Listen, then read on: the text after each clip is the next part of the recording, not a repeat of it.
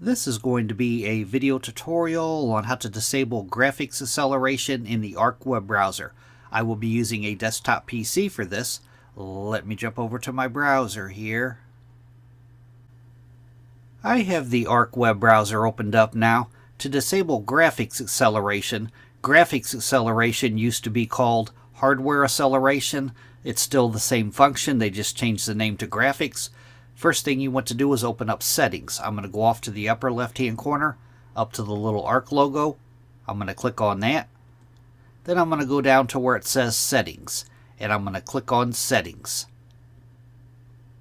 Now in the dialog box that opens up, in the profiles area, you want to choose your profile. Then you'll go down toward the bottom where it says privacy and security, and click on privacy and security.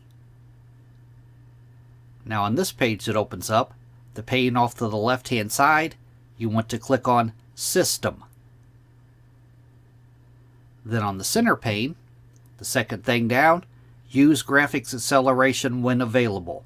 By default that's probably toggled on, but you could toggle it off, disable it. Then you would need to relaunch your browser.